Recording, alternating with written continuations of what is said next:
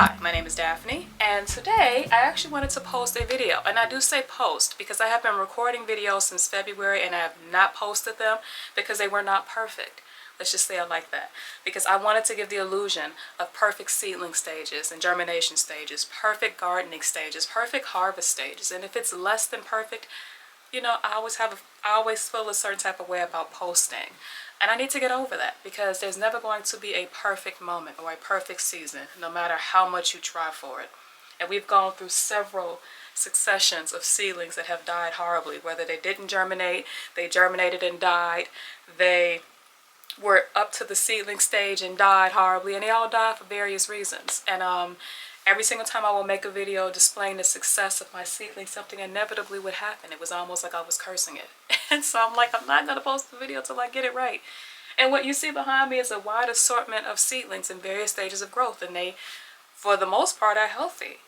Because I had to go through 6 rounds of death in order for me to clear out my assumptions about seedlings, like germinating seasons and seedling stages. Like I had to reevaluate what I knew, what I thought that I knew. I had to do a little bit of research about the different varieties of seeds I was planting, and I basically had to do some research and stop just experimenting with stuff because I was tired of killing plants. The goal was to have plants, and I would have purchased them if I didn't have them. That was the truth. But I set my mind to the goal of actually germinating things, as I have a whole ton of seeds. And I needed to make sure that I knew what I was doing. I've been gardening for 6 years, and in the past I've just kind of thrown some stuff together, half read some things, half watched a video, and they were more or less, I would have plants, but they would be in varying stages of health, right? By the time they left the house, they were begging to get out because I was always doing something. And this year set me down on my butt and said, if you don't work it out, if you don't work out the kinks, you won't have a plant. You're not going to be able to half do stuff. Either you figure out how to germinate seeds the way they want to be germinated per type, or you won't have anything germinate. Either you figure out how to maintain a seedling, how to make sure that the seedling is healthy, or you won't have a seedling. You're not going to be able to push out half alive plants this year, because I've been able to do that in the past. But let's go. I'll show you some of the plants in this beautiful garden space right now, and what I have learned in the process of growing these beautiful things. So let's go. Alright, so I just wanted to show you guys what the plants are looking like early part of April, and they are beautiful.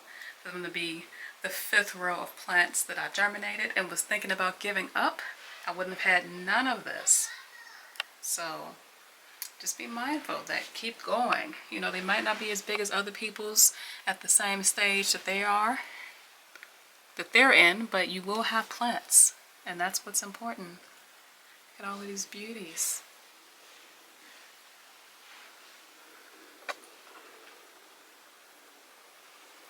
So over here, and I turned some of the grow lights off, we do have some purple bok choy, which is actually curling up a little bit. And I've learned that the reason why they're probably curling up is A, I did water them, so they're recuperating from that. Salad greens don't like their roots really wet, so they will unfurl as the plants dry out. But they also are curling up because I had the fan blowing on them, and you do kind of need a fan to control the humidity and like in your area that you're growing in. But too much direct heat, too much direct wind, and you'll start to see this curl here. So, and also the light too. Salad greens don't like a lot of light. They don't like a lot of moisture. They don't like the wind. So being mindful of that. But as long as they unfurl, you're not seeing like any, destroyed leaves or anything, you should be good. I am actually growing in these small little cups because I did have to up-pot them just because it was more than 1 plant per cell initially when I was germinating, and so they needed to be separated just to get some growth on them. So I did not want to put them in a very large container because the roots would have dissolved. I've had that happen for a few years. So these little cups are fine. I think these are like bathroom like mouthwash cups, but I did burn some holes directly in the bottom, and you can actually see the roots growing as well. So the plant is relatively healthy, but I do turn the fan off at night, and I actually turned off a few of the grow lights as well, and they seem to be bouncing back. So And then in the back of these we have some Super Sweet 100 tomatoes. And they do need to be watered. The problem with these little cups is that they do take up quite a bit of water, but the plants are healthy. I have one little grow light on here, and I have another grow light there. But for the most part, this is a south-facing window, and so they seem to be doing just fine. They get a little bit of breeze from the window.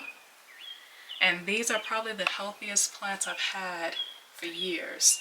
You know, after this being like the third or fourth time I've actually tried to grow plants, but they are doing amazing. So these are a cherry tomato variety. Not the ones initially planned, but the seeds I had left over, and they're doing amazing. So. And then over here we have some more tomatoes. I moved all of the tomatoes up to actually receive the natural light. But we do have some Amish paste tomatoes here, which why they're probably a little bigger than the other ones. They were all started around the same time, but this variety is a little bigger. So all of these are Amish paste, quite a lot. They all germinated. And then we also have a few Super Sweet 100s here, which are loving the light. And these were really floppy. They weren't doing so well on the bottom shelf underneath the grow light heat. The grow lights, but when I moved them to the window, the color came back and the red tint left the leaves. They're doing amazing right now, and they do look very healthy. Look at that. Then over here we have some dill, which I don't really know why I started so early, but they're doing fine. I actually think I can probably plant these out in probably a couple of weeks. Around the time I can plant the salad greens out. I think they can withstand colder temperatures. It's the heat that'll take them out and make them go to seed. So they'll be hardening off and I can use the smaller space. And then we do have the only sage I was able to have germinated, which was the white sage. And they are doing amazing. They actually grew rapidly once I took them off the direct light and moved them towards the window. They actually have shot up, so they're doing pretty well. I didn't want to give them their own little container individually, so I just put them all in this container, and then I'll actually separate this out into just like 2 pots when they get outside. And they'll be in containers. They won't actually be in like the ground. And then this is my little tray of peppers here, which I was about to give up on because none of them really survived the February germination. The bigger ones survived mid-March, like early to mid-March germination, and they are doing amazing here. Let's see if I can pick one up without messing up a leaf. But as you can see, this one is actually a Thai pepper.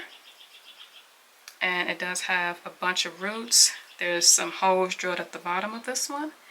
And it is doing amazing in terms of its leaf growth. Beautiful color. No fertilizer or no additional fertilizer outside of what's in the soil.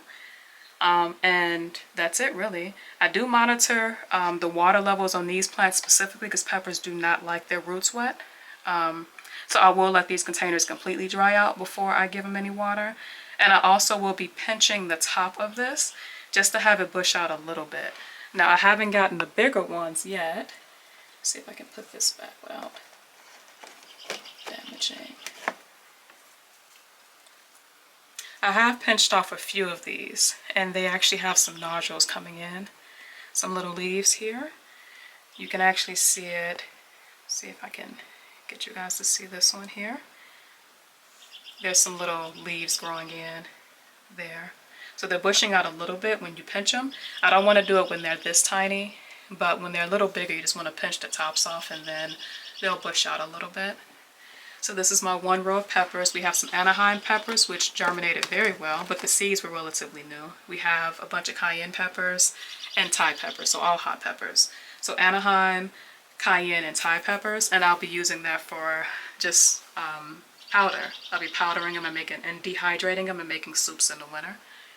And then we do have a tray here of Abe Lincolns. I think all of these might be Abe Lincolns, and then a few San Marzanos. They're on the smaller side, and they were actually taking on a reddish tint under the leaves, but I think this was also because they were under direct light. They don't like the light so much. They do face a south-facing window, so they do, like, I just moved them up and I actually have seen marked improvement with them. So hopefully they get a little better. They are a little on the leaner side. They're not as bushy as like the what are those? The Amish pace, but that's okay. They do have a nice color to them, so I'm not necessarily worried about them. I'm not going to put any fertilizer in them because I've done that in the past and have successfully killed them off. But they do look pretty well. Alright, down here we have our bok choy, still in the same little cups, and these are doing amazing. They did have some leaf curl on them as well. I think it is a result of the fan. I'm not going to remove the fan completely from the space, but I will just maybe point it towards the ceiling so they still have the airflow in here but not directly on them. But the bok choy is actually doing amazing. And they will actually be moved out probably within the next 2 to 3 weeks, because anything longer than that and we're going to run the risk of them going into like warmer temperatures and they'll bolt and I won't be able to get a harvest from them, period. So they need to go on the ground. And we do have some warmer temperatures coming up, not warm as in 60s but warm as in 50s, and that's perfect for them. And I don't even need to like cover the raised bed with like plastic. That's perfect temperatures for them to get acclimated. So they'll probably be moving out in a week or so. We do have some tatsoi here, not necessarily as large as the bok choy, but still doing really well. They'll do better when they get outside. I actually think the temperatures might be too warm for them in the house right now. And then here we do have another row of tomatoes, our Cherokee Purples and Kellogg's Breakfast, which are doing amazing. No reddish tints, they seem to be doing fine. And then we do have our Kellogg's Breakfast here as well, some of them larger than others. We do have a ton of root development for this little one, all the way around. And as mentioned, there's some holes drilled at the bottom of these cups. You don't want to have them be waterlogged, but all of them have a good color on them. Yep. They all have the little hairs. I'm not seeing any discoloration, and no additional fertilizer. And then these little ones are San Marzanos and Kellogg's Breakfast specifically. They are a little on the slower side. I do think it's because they're under the artificial light. They're the ones that were moved up to actually get some of the sunlight have actually been doing way better. So I'm going to see if I can make some more room at the top. But same conditions, started around the same time. But also different seed varieties just grow different. But I'm seeing this one actually has 3 of those little starter leaves there. Little mutant. But they all seem to be doing really well. Not worried about them at all. So I'll probably move these up, and once I move them up to the sunlight, they'll probably explode. That, and I also had to turn off at least one of the grow lights. I don't think they do so well with it. That's another thing. If you start to see your seedlings kind of lighten in color, you probably have too much light on them. And they're not leggy. So just turn off the lights a little and see if that makes an improvement. The reason I can do that with this one, only have them on one grow light, which is that one there, is because they are facing a window. So I don't have to worry about them not getting any light at all. And then down here, we have our seedlings. So we do have 3 different versions of basil, which definitely needs to be up potted at this point. And this one, for example, these were turning yellow here. I thought it literally was because of fertilizer, but I did not add fertilizer. It also is that they're crowding. They need some space here. But I actually turned off one of the lights, and the green is starting to come back here with the new growth. So literally, it could literally just be that, look at these here. This lettuce leaf basil. It literally could be that the light is too strong. So you do need to monitor that. And then we have some calendula that does need to be started really early. We have some calendula growing here. And one way you can tell if your humidity levels might need to be modified is if the seed caps are being stuck on a lot of your seedlings. There isn't enough humidity for them to shed them by themselves. So a little spritz right in that area would be helpful for that. And then we do have the last remaining peppers that germinated here. So these should all be cayenne peppers. They're a little behind, but they'll be fine.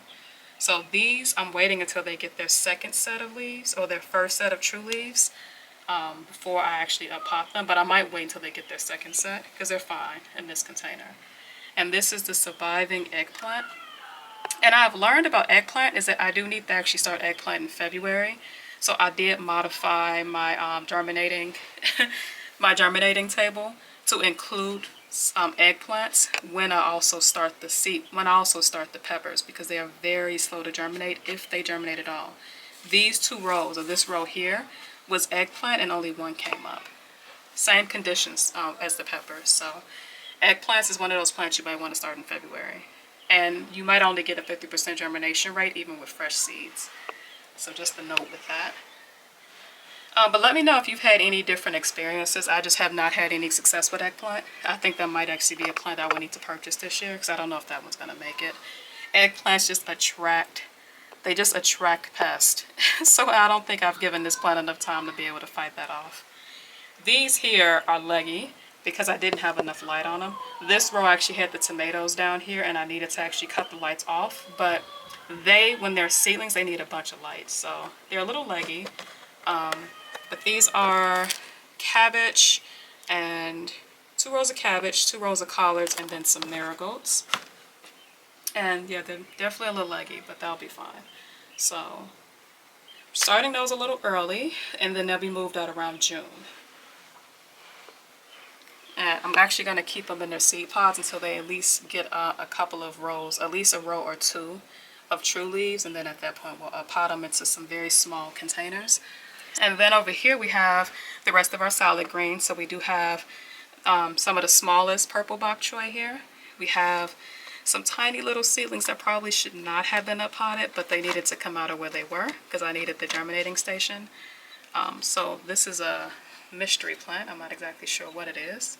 But we have some more purple bok choy here. A random pepper here in the back.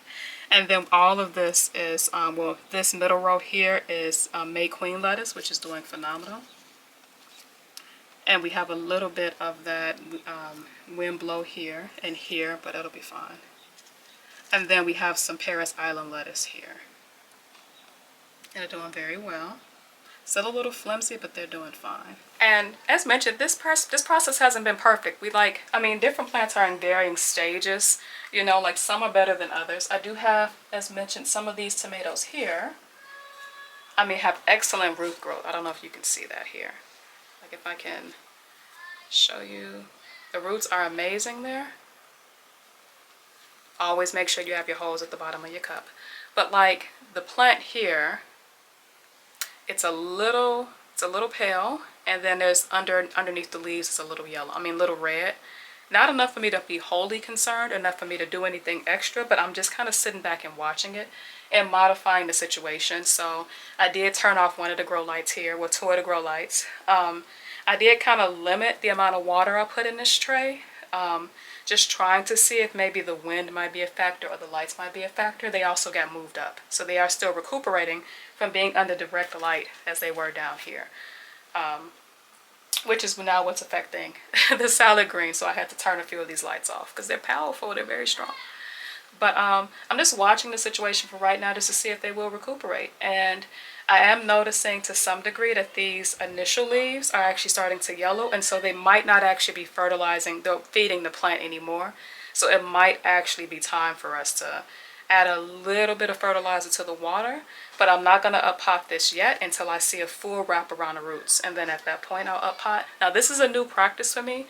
Normally I put the seedling directly into a very large container and then wonder why they're scrawny. So even this little plant, which is large, but they're not as strong as the other plants, they still look way better than the plants I had last year for sure.